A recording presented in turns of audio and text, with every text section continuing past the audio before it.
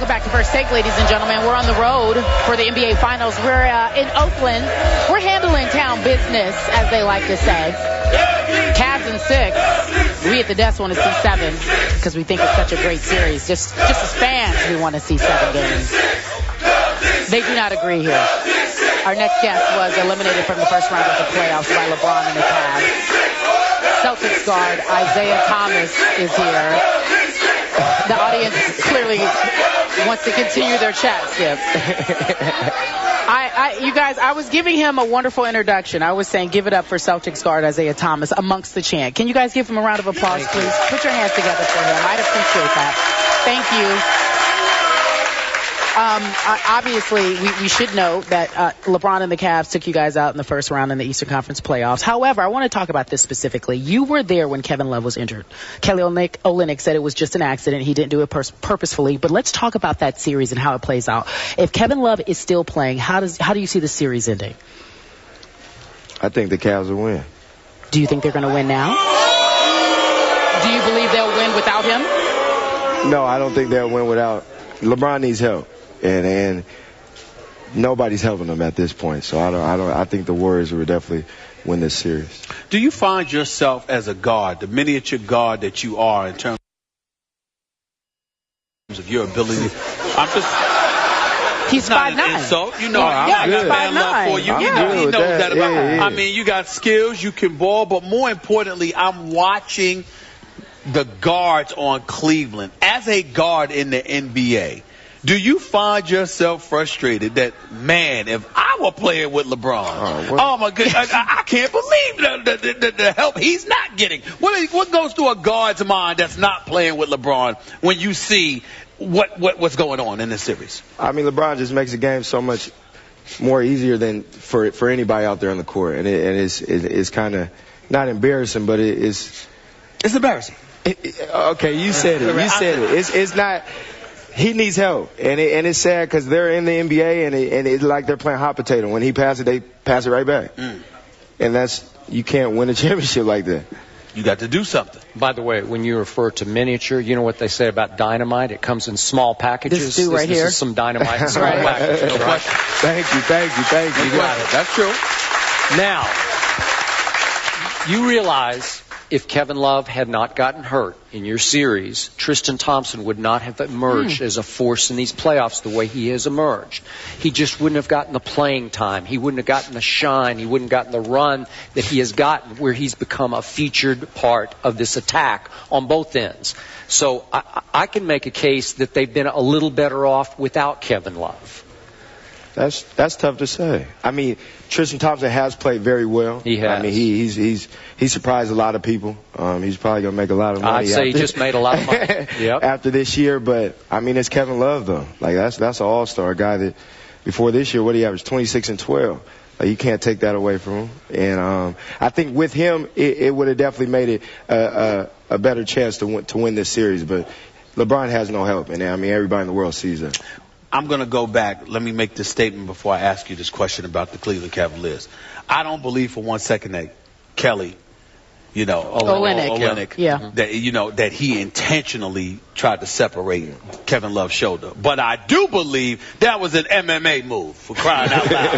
Okay? I do believe that. I don't believe the intent was to hurt him. I thought the intent was to just stop him so he could get the ball. But don't tell me that was a basketball move. It was not. Now, having said all of that, I know how you feel about Love, but to me, even without Love, what would this series have been like if Kyrie Irving were healthy and could play the whole series? I think if LeBron just had one other guy. I mean, you see Cleveland's been in every game but one.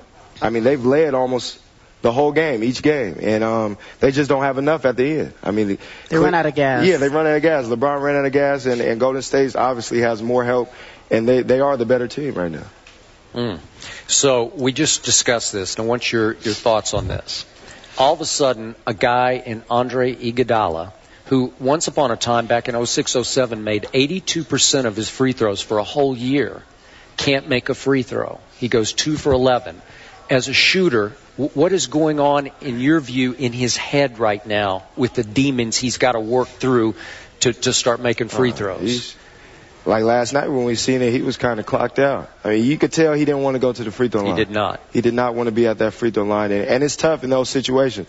When you're missing free throws, the crowd is like, oh, my gosh, you can't make a free throw. Like, that's tough. And that messes with a guy's mental side of things and messes with his confidence. So I think Cleveland should have definitely used that more and made him. We're assuming that they will to start off game 6. I would do something different. Skip, Isaiah, I'll paint it this way, and you tell me what you think, Isaiah. I'm of the mindset that Andre Iguodala has the assignment of his life. It's not the moment that it be in the NBA Finals because he's doing well at everything else.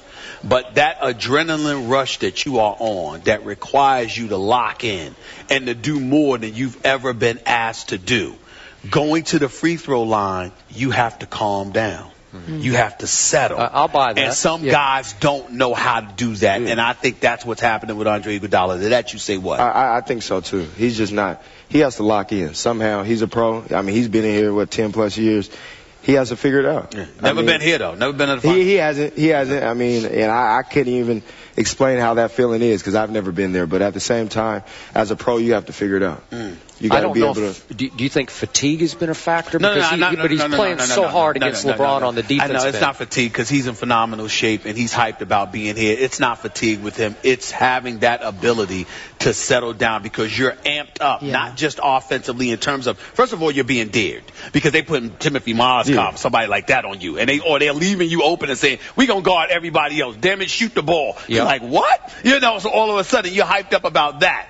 Then you've got to be hyped up about defending the best player in the world. So you're doing all of these things on both ends of the floor. Now you've been inserted into the starting lineup, playing additional minutes. I think what's his numbers here in terms of 42 minutes, 28 seconds. That's more minutes. He's coming off the bench this year. So you're playing, and then all of a sudden you got to settle down, sort of woosah, for lack of a better word, and go, all right, I got to settle down and hit these free throws. I think that's the adjustment that he's struggling to make because he's never been this awful. No. But he's shooting like a big man. Yeah. Ooh. Like a DeAndre Jordan big man, I'm talking about from the free throw line. I know. I didn't say that. I'm saying from the free throw line, not from the field. Not from the field, just from the free throw line. Well, I made the point. LeBron had a shot to tie it at 86 with 4:24 left in the game. And Iguodala comes right down from the corner and makes the shot of the night, which was the breakaway three that started to develop a little cushion. Then LeBron didn't box out Harrison Barnes, and Iggy got the little putback. All of a sudden, it goes to a 7-point game, and that's when Steph went off. Okay, so we should ask him about Steph. What your view of Steph last night? What do you think? MVP. I mean, he took over when he needed to. The plays he makes is unbelievable. The plays he makes are like the plays you try to do in video games. Right. I mean, the shots he takes, the shots he makes, he's unbelievable shot maker, and he showed why he's the MVP. So do you think it'll be Warriors in 6 or 7? I think it'll go 7. You think it'll go 7? I think it'll go 7. So LeBron will replenish. Yeah, but the Warriors will win at 7. The Warriors in 7. Let's not ignore Draymond Green for a second, y'all. Yeah. Draymond Green was getting vilified, and rightfully so, because as he admitted, he was got on. When your grandmama got a text you and said, you're playing bad. I mean, you know it's bad. When grandma, baby, you got to play better. I mean, you know it's bad then. You know, that's how grandmamas talk to folks. You know, I remember my grandma did that. Here's the bottom line, though.